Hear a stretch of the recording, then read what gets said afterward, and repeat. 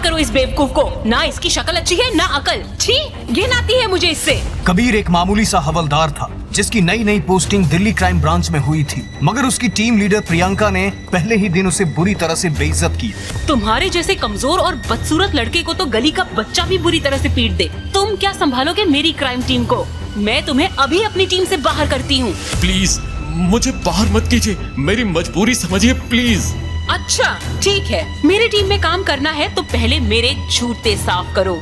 कबीर प्रियंका के जूते साफ करने के लिए जैसे ही नीचे झुका, तभी पीछे से दूसरे हवलदार ने उसे जोर का धक्का दिया। आई छी, इस गंदे कपड़े से मैडम के जूते खराब करेगा क्या? चल अपनी नई शर्ट उतार और उससे मैडम के जूते साफ कर।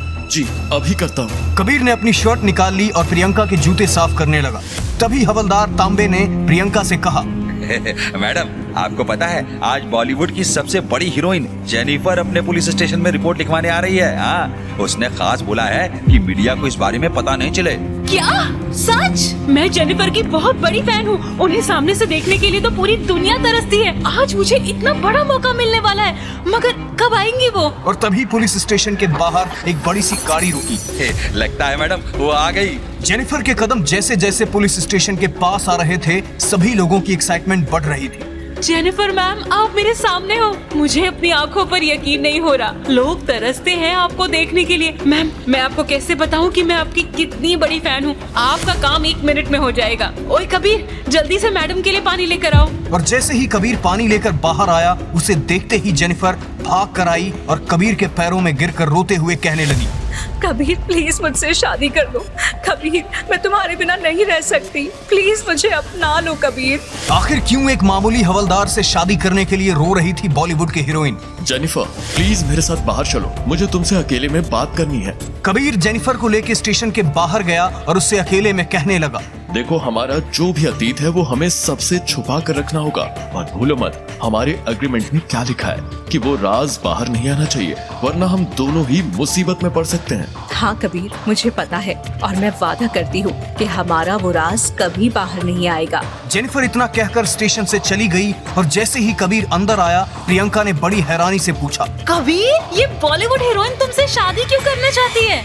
एक्चुअली एक दिन मेरी ड्यूटी इनकी शूटिंग में लगी थी, मैंने इनकी थोड़ी मदद कर दी तो शायद इम्प्रेस हो गई थी। अब चाहे वो कितनी भी बड़ी हीरोइन क्यों ना हो, पर है तो एक इंसान ही ना। हाँ, ये तुमने सही कहा। खैर अभी तुम पास वाले हॉस्पिटल में चले जाओ, वहाँ सिक्योरिटी गार्ड की जरूरत है। कुछ ही देर का काम है, फिर वापस आकर अपनी नाइट ड्यूटी में चले जाना। ठीक है। कबीर कुछ ही देर में हॉस्पिटल पहुंच गया और वहां जाते ही एक औरत ने उसे देखकर शोर करना शुरू कर दिया। बच्चा चोर, तू यहाँ हॉस्पिटल में लोगों के बच्चे चुराने आया है ना? तुझे तो चप्पलों से मार पड़नी चाहिए। नहीं, मैं बच्चा चोर नहीं, मैं तो पुलिस हवलदार हूँ। शक्ल से तो तू एक बच्चा चोर लगता है। तेरी हॉस्पिटल में कोई जरूरत नहीं है। जा, तू अपने पुलिस स्टेशन में जा।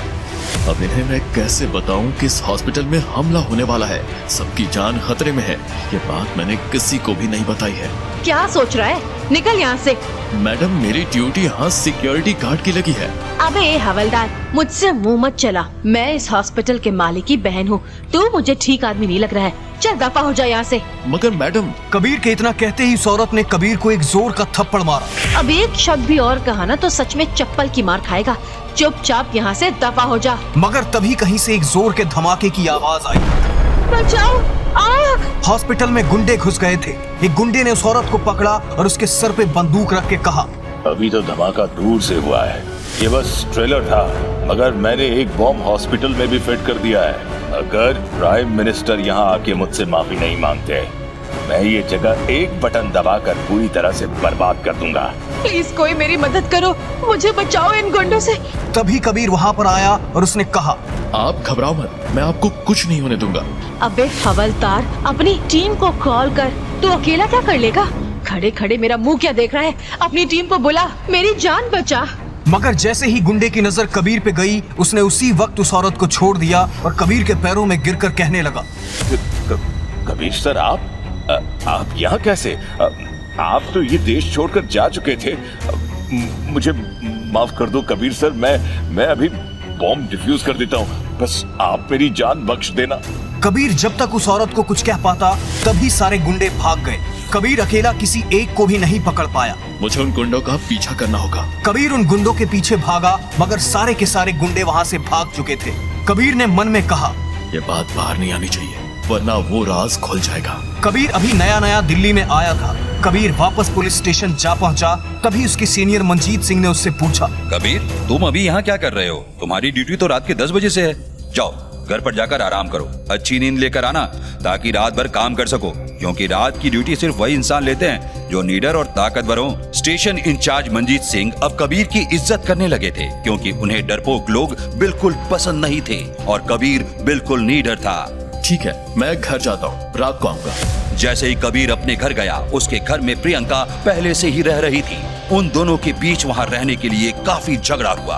प्रियंका ने गुस्से में कहा, मैं तुम्हारी सीनियर हूँ और इस घर में पहले से रह रही हूँ। तुम्हारे जैसे कमजोर लड़के को तो मैं यूं ही पीट कर भगा दूंगी। प्रियंका गुस्से में आगे बढ़ी और जैसे ही उसने कबीर को मारने की कोशिश की, सब कुछ उल्टा हो गया। कबीर ने प्रियंका को एक झटके में उठाया और जमीन में पटक दिया। तुम्हारी बाजुओं में इतनी ताकत कैसे? वो सब तुम्हें धीरे धीरे पता चलेगा, पर ये मेरा घर है। मैं कई सालों से बाहर था। खैर कोई बात नहीं, तुम भी यहाँ रह सकती हो। कोई भी कमरा चुन लो और तुम्हें रेंट देने की भी कोई जरूरत नहीं है, लेकिन सिर्फ एक शर्त है। कैसी शर्त? तुम्हें पूरे घर की सफाई करनी होगी, वो भी बिल्कुल अच्छे से। तुम्हारा दिमाग खराब है क्या? ठीक है, तो तुम मेरे घर से जा सकती हो। ठीक है, मुझे मंजूर है, मगर मेरी भी एक शर्त है। तुम अपनी लिमिट में रहोगे। याद रखना कि तुम एक लड़की के साथ घर शेयर कर रहे हो, वो लिमिट क्रॉस नहीं होनी चाहिए। अरे तुम उसकी चिंता मत करो। चलो आज हमारी नई दोस्ती की खुशी में मैं तुम्हें बाहर डिनर कराता हूँ। तुम भी क्या याद रखोगे कि कैसा दोस्त मिला है तुम्हें। हाँ, मगर जगह मेरी पसंद की होगी। कुछ ही देर में दोनों की दोस्ती भी हो गई और कबीर और प्रियंका रेस्टोरेंट में आकर बैठ चुके थे और कबीर ने खाने का ऑर्डर कर दिया था। दूसरी टेबल पर बैठे प्रियंका के कलीग्स की नजर सिर्फ उन दोनों पर थी। जानबूझकर मैं इसे यहाँ लाई हूँ, आज इसे मेरी वैल्यू पता चलेगी।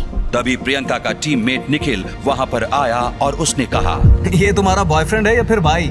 मेरा रूममेट है। तुम्हें कोई दिक्कत? क्या तुम एक आदमी के साथ अकेले घर में रह रही हो?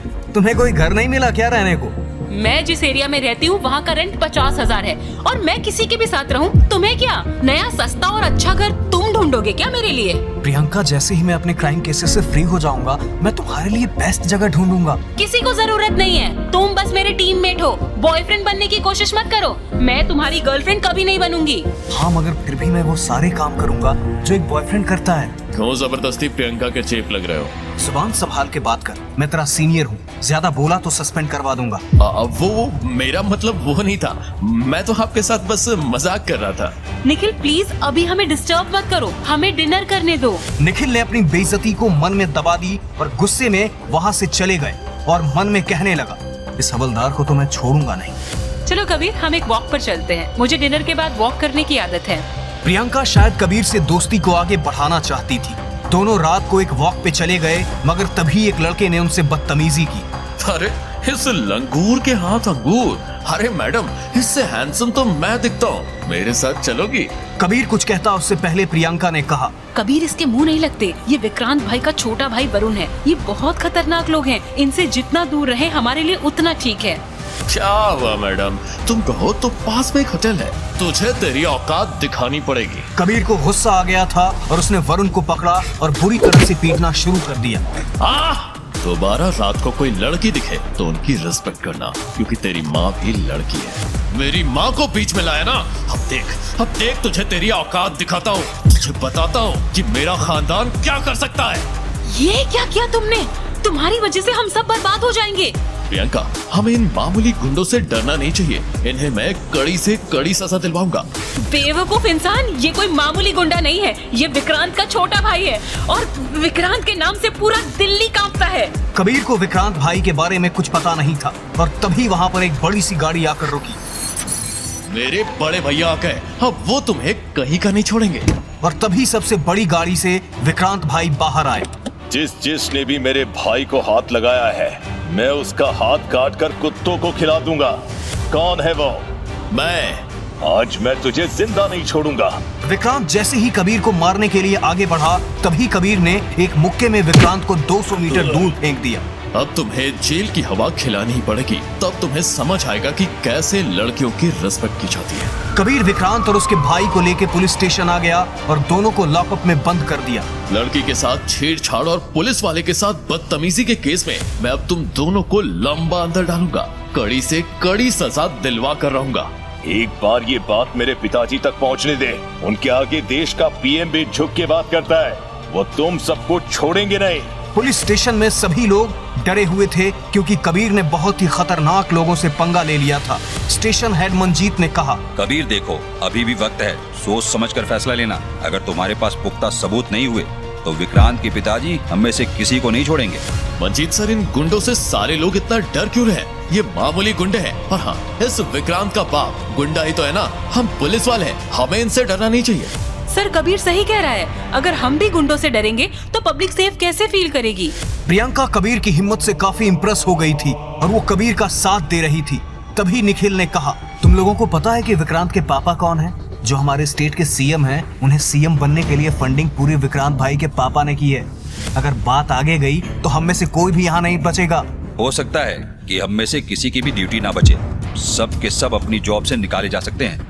सर अगर हम सब ऐसे ही डरते रहेंगे तो आम जनता का क्या होगा? इन लोगों ने मुझे छेड़ा है। भैया, आप इन्हें कहो कि पापा को कॉल करें। पापा एक बार आएंगे तो इन सब की पैंट गीली हो जाएगी। कॉल करने की जरूरत नहीं है, उन तक खबर पहुंच चुकी है और किसी भी वक्त पापा आ सकते हैं। क्या वो आने वाले हैं? इसका मतलब इस कबीर की वजह से हम सब बर्बाद हो जाएंगे।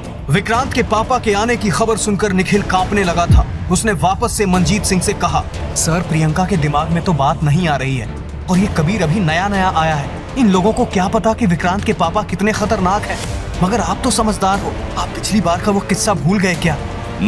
मुझे अच्छे से याद है, पिछली बार जिस पुलिस वाले ने विक्रांत और उसके भाई पे उंगली उठाई थी, पहले तो वो पुलिस वाला उसी वक्त सस्पेंड हुआ और फिर उसके बाद उसे नंगा करके बाजार में घुमाया गया था। इस बार नंगा करके घुमाएंगे नहीं, इस बार इस कबीर के टुकड़े टुकड़े करके हर एक पुलिस स्टेशन पर भेजेंगे ताकि हमारा खौफ पूरे दिल्ली में बना रहे। और उसी वक्त विक्रांत के पापा पुलिस स्टेशन में पहुंचे। कौन सुअर नाले से बाहर आ गया जिसने मेरे बेटों को लॉकअप में डाला है? सर हम में से किसी ने कुछ नहीं किया। ये नया नया हवलदार आया है, कबीर शेखावत। इसने आपके बेटे को अंदर किया है। हमें कुछ मत करना सर। क्या कबीर शेखावत? हाँ, मैंने इन्हें अंदर किया है और अंदर इन्हें अच्छे से सबक भी सिखाया है। कबीर सर, आप ये मामूली से हवलदार क्यों बन गए?